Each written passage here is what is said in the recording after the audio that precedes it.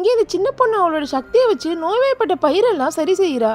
அது மட்டும் இல்லாம விலங்குகள் கூட அவளால பேச முடியும். பார்த்து சுத்தி இருக்க எல்லா பசங்களும் இவ கூட ஃப்ரெண்ட் ஆக மாட்டேங்கிறாங்க. இவளை பார்த்து பயந்து தான் ஓடுறாங்க. இப்போ ஒரு நாள் அவ இருக்க ஆர்ஃபனேஜுக்கு ஒரு பணக்கார பையன் வந்திருப்பான். அவன் நிறைய எறும்புகளை ஒரு குச்சியை வச்சு குத்தி குத்தி விளையாண்டுட்டு இருப்பான். இப்போ உடனே அவ போய் அவங்கிட்ட நீ இந்த மாதிரி செய்யாத, அதுங்களுக்கு எல்லாம் வலிக்குதுன்னு சொல்றா. ஆனா அந்த சின்ன பையன் அதை கேட்காம மறுபடியும் அதே பண்றான். இப்போ அவன் அடிக்க போறான். உடனே அங்க இருக்க பாடி கார்ட்ஸ் எல்லாம் வந்துடுறாங்க. உடனே இங்க இருந்து ஓடி போயிடுறான். இப்போ அந்த சின்ன பையன் ஒரு நாய்க்குட்டியை வச்சு அழுதுட்டு இருப்பான். இந்த குட்டி பொண்ணு என்னாச்சுன்னு கேட்கறான். அவன் எனக்கு என்னன்னே தெரியல, நாய்க்கு உடம்பு சரியில்லைன்னு சொல்றான். உடனே அவனோட சக்தியை யூஸ் பண்ணி அந்த நாயோட உடம்ப சரி பண்ணிடுறா.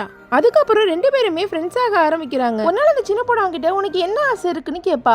உடனே அவன் என்னால ரொம்ப நாள் நடக்க முடியல, நான் நடந்தா ரொம்ப சந்தோஷமா இருப்பேன்னு சொல்றான். அவளும் உடனே அவளோட சக்தியை வச்சு அவளோட காலை சரி பண்ணிடுறா. அதிகமான சக்தியை யூஸ் பண்ணதால மயக்கம் போட்டு விழ போறான். நல்ல வேளையா அந்த பையன் அவளை பிடிச்சிடுறான். அதுக்கப்புறம் அவங்க ரெண்டு பேரும் பிரியவே கூடாதுன்னு சத்தியம் பண்ணிக்கிறாங்க. அது மட்டும் இல்லாம அவன் அவளுக்காக ஒரு பென்டன் கூட கொடுக்குறான்.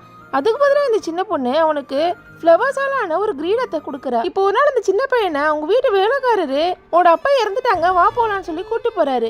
ஆனா அவன் இந்த சின்ன பொண்ணை விட்டு வரமாட்டேன்னு சொல்லி மறுபடியும் அதே ஆசிரமத்துக்கு வரான். இப்போ அந்த குட்டி பொண்ணை பார்த்தா அவளோட உண்மையான அப்பா அம்மா வந்து இவளை கண்டுபிடிச்சு கூட்டு போயிருப்பாங்க. அதுக்கப்புறம் இவங்க ரெண்டு பேருமே ரொம்ப வருஷமா மீட் பண்ணாம தான் இருப்பாங்க. இப்போ இந்த சின்ன பொண்ணு வளர்ந்துடுறா. இவ வளர்ந்ததுமே அவங்க அப்பா இவளை ஒரு பணக்காரனுக்கு கல்யாணம் பண்ணி வைக்க பாக்குறாங்க.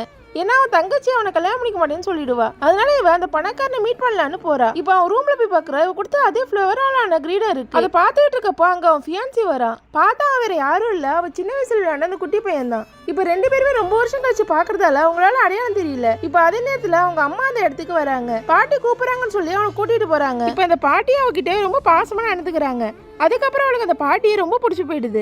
எப்படியா தன்னோட சக்தியை வச்சு அவங்களோட உடம்பு சரி பண்ணணும்னு அவன் நினைக்கிறா. இப்போ ஒரு நாள் அவங்க கிட்ட பேச போறா. அவங்க பேசிக்கிட்டு இருக்க மயக்கம் போட்டுறாங்க. உடனே தன்னோட சக்தியை வச்சு அவங்கள சரி பண்ண பாக்குறா. அதே நேரத்துல அவளோட ஃபியான்சி அங்க வரா. அப்பதான் அவனுக்கு தெரியுது இத்தனை வருஷமா தான் தேடிட்டு இருக்க ஃப்ரெண்டு வேற யாரும் இல்ல, தான் முன்னாடி இருக்க அந்த பொண்ணு தான். அதுக்கப்புறம் ரெண்டு பேருமே சேர்ந்துடுறாங்க.